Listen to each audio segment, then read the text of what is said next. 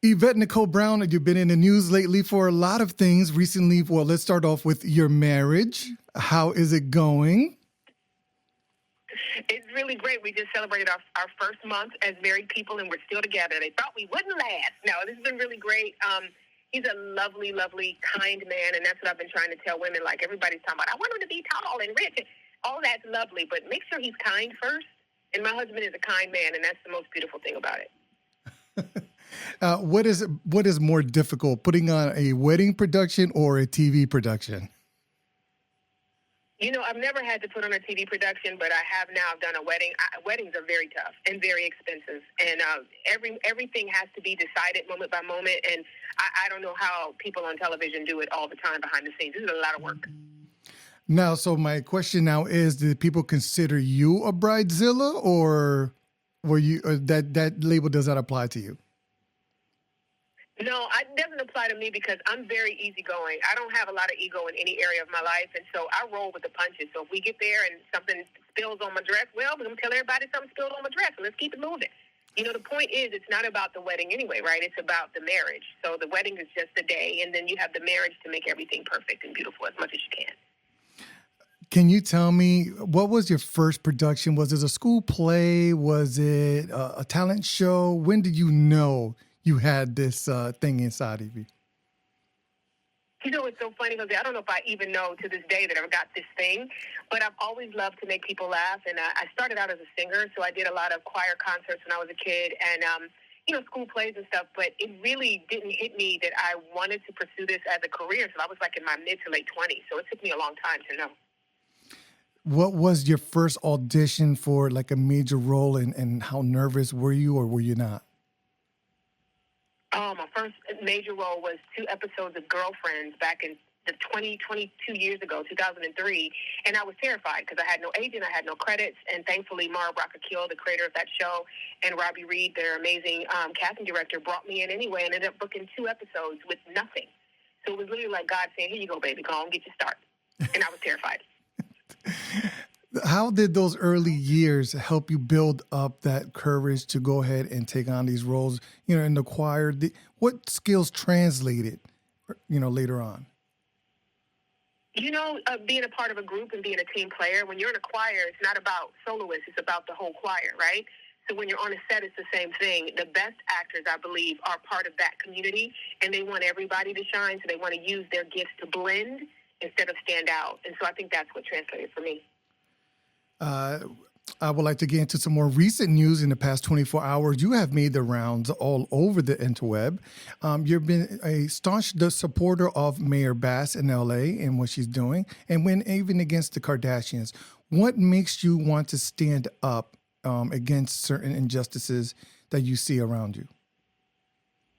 Well, I believe with Representative John Lewis said that it's important to get into good trouble. And so for me, anytime you see someone speaking slick about a wonderful, brilliant, principled servant leader, you stand up. Badness and evil continues when good people stay quiet, right? So the whole idea of letting someone who has their own glass house they're living in regards to water over usage, try to blame a natural disaster on a wonderful, kind, hardworking woman like Mayor Bass, not on my watch. And I believe as the culture needs to start speaking up more fervently when it comes to people speaking poorly of good people. So I don't care who it is. I'm not afraid of the Kardashians. I'm afraid of hypocrisy and injustice, so I'm going to fight those things. Wow. Now, did you get this sense like from your parents? Was your mom like that, your dad? Or this is something that you've grown into? My mom and dad were really good people that were civically minded. They voted all the time. They knew who the politicians were that were running, and they voted for the ones that wanted the greater good. And I'm the same way. If you look at me, the people that I fight for are ones that put other people first, like Mayor Bass. So I've always believed, and also we all know that feeling of when you're doing your best and somebody comes out of nowhere and says something that's not true about you. Wouldn't you want somebody to stand up for you? Wouldn't you want somebody to speak truth to quote-unquote power? So I think we all need to get ready to do that, because what's about to happen in a couple of days in this country when that dark orange cloud descends again, we're going to need to be standing up and fighting back lies and misinformation, especially when it comes for our people. So I feel very strongly about that, and that's something my mother instilled in me. You see something, you say something. All right. It's very intense. You yourself are dealing with the fires. You said that you are prepared. How has this affected you emotionally and mentally? You know, it's affecting all of us the same way. It's almost like waiting for the worst shoe to fall, because even if you're in a place where you're safe, it's always that feeling of I'm safe for now. Because the thing that people forget about the wildfires is they're blaming Mayor Bass, is this was a natural disaster. California had hurricane force winds, which meant that first night, the planes and the helicopters that dropped the water could not go into the air. That is how this wildfire spread all over. It was not the fault of one woman or any official, really, in Los Angeles. It was a natural disaster. So all of us are watching the winds all night. Even if you're going to bed, you're like, well, which way are the winds blowing? You know, where is the closest fire to me, and how are the winds blowing? So everybody's on edge. Everybody's anxious. We have this app called Watch Duty that it's a free app, and it tells people where the fire is at every moment. And it literally is changing people's lives for the good. It's saving lives. Recently, there was a Californian actor who was, I would say, accosted by a reporter while he was evacuating. How important is it for the media to understand that people need their space in this day and time? You know, report about the news, of course, be there and document it. But if somebody has their life on their back and they're running for their lives, you let them run, and you might want to look what they're running from. You might want to get your stuff and run too. Wow. Let's get now, just a tough transition, but I would like to move on. And let's talk a little bit about the family business New Orleans. I mean, you've played very, very caring, motherly characters such as in Community and on Disney. Is this role now any different than those roles?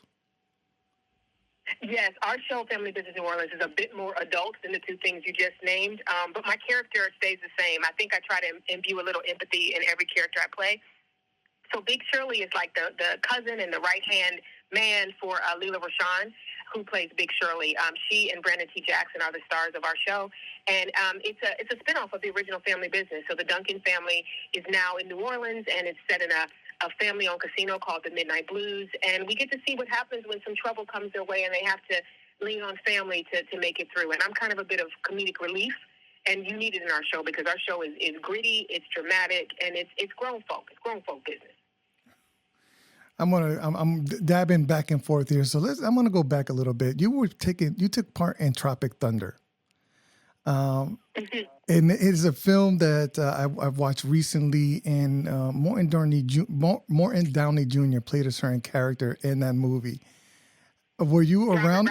Robert Downey Jr. Yes, thank you for correcting me. How did you feel about that character, and what type of person was he? Oh, Robert Downey Jr. is a lovely man. I've worked with him twice. I worked with him on Tropic Thunder and on Avengers Endgame. He's lovely. The thing about his character in Tropic Thunder is that was a different time. And if you watch the film, the reason that his skin is black is not because he put paint on. He was what do they call it? A method actor who was trying to imbue the blackness in a character that he was picked to play. So it was a different time. That film probably could not be made now. And Brandon T. Jackson and I were both in it. I think it's a funny film, and there's something about when people put blackface in entertainment. My thought about it is there needs to be somebody that clocks it, even if it's there for a joke. If there's a black person in the room, they need to clock it. There was even a scene in Community where one of my castmates, we were playing Dungeons and Dragons, and he was dressed as a drow, which is a type of elf that has black skin. It was not blackface; it was an elf with black skin. And my character goes, "We just gonna sit here and let this hate crime happen in front of us?" So the reason it worked in the joke is that the black person was like, "Not cool." And also in Tropic Thunder, Brandon's character goes, "What do you mean, you people?" You know what I mean? So it's clocked. So they got to have their joke, but then they also had to get to tap into this is not okay.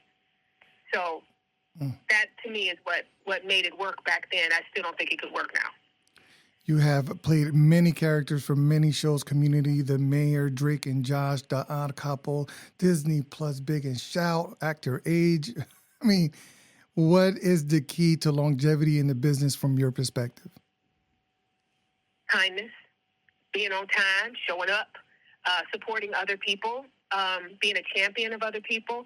I think that life is all about planting seeds in the ground, and whatever you put in the ground will spring up, right? So I try to plant kindness and care and civic responsibility everywhere I go, and I see people, and I like people, and most times on these sets, people want to work with people that they know and they like. So if you end up being a kind person, they're going to want to work with you again. And so I've been able to bounce around and work with a lot of the same people on different projects and make new friends from time to time. So it's really been a blessing. You've hosted several shows: The View, The Talk, The Real, The Talking Dead, which I loved you on, by the way. Thank you. What kind of skill set do you tap into to being a host? Because it's kind of different than being the person being interviewed, right? Yeah, being a host is my favorite thing to do, actually, because I get to just be myself. I really don't have to prepare aside from knowing what's happening in the world and knowing what the current affairs are. Other than that, I just get to give my opinion, which as you can see, I got a lot of opinions.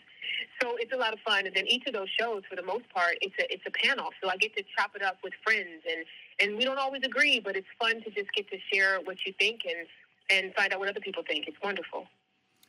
If you had a chance, I love asking this question. If you had a chance to talk to young Yvette getting into the business, what piece of advice would you give yourself? I would tell her to not be afraid to start. I spent like the first 2 or 3 years when I moved to LA being afraid to try. I would tell her, get in there, jump in, the water's good. And I would tell her that it's important to, once you get a platform, please make sure you're never afraid to use it. Because we have a spotlight shining on us, those of us that are known in the industry. You have a spotlight on you for a purpose, and it can't be just about your lip gloss and what dress you're wearing. You have to find something that matters. I have a wonderful charity I'm on the board for, Donors Shoes. It's a charity that helps teachers and students. So every time I do an interview, I like to tell people about Donors Shoes. It doesn't help me, but it helps us. You understand?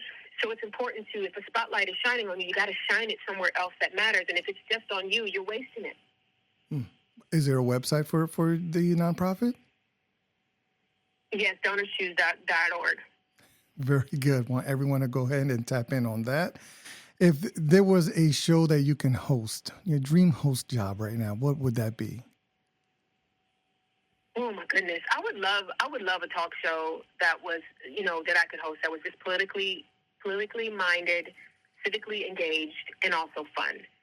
And I'd love to talk to people about their dreams and hoping that things can get better, because things can always get better. And in light of what we're about to go through in the next couple of days, when that orange storm cloud rolls back in, we need to have a space for people to talk and to get an honest take on what's happening in the world and a way to prepare for what's to come. In this conversation, I've noticed that you have a certain level of positivity, that you're really aware of what's going on, but you're so positive. How do you maintain that? And is there like some kind of exercises or what is it? Well, I'm a person of faith, and the joy of the Lord is my strength. And I'm not going to let anybody take me to the pit of despair. I have eyes. I know it's a lot of darkness all around, but I am determined to be a light in the darkness. So there has to be some people that are a respite. I remember Mr. Rogers used to always say, when there's trouble, always look for the helpers. And I want to be one of the helpers. I want to be one of the people that makes things better instead of making things worse. So I endeavor every morning when I wake up, no matter what I'm personally going through, to try to be that light for other people. All right, we got the series premiere of the BET original series, Carl Weber's The Family Business, New Orleans. Now, what can people expect? You say it's drama, it's gritty. What, anything else that you can, share?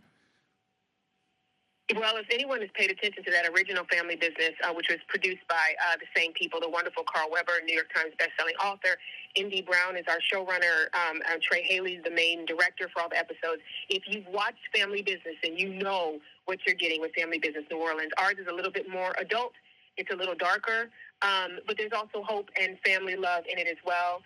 There's a little bit of ballyhoo, a little sexiness. It's good. It's a good ride. Strap yourself in, though. It's going to be a really, really good ride. And our first 2 episodes debut January 23rd on BET, and it's going to be great. We got a few more minutes here. I want to give you the floor, and you can just say whatever's on your mind to your audience and your fans out there. I think in this time of, I'm going to use the word upheaval, but you guys can call it whatever you want. as a country, it's very important that we rebuild our communities. It's important that you pay attention to your neighbors and help your neighbors, and that you see, if you see something that's not right, especially if it affects your community, you have to speak up. This is not the time for us to be timid. My North Star right now in regards to that is Representative Jasmine Crockett. If you want to know how to do it, pay attention to Jasmine Crockett. We're going to need that level of engagement from all of us to make it through what's about to come. Thank you so much, Yvette Nicole Brown, for your time, and I wish you so much luck. And my family will have you in our prayers as you going through your ordeal there in LA. Thank you so much for the time.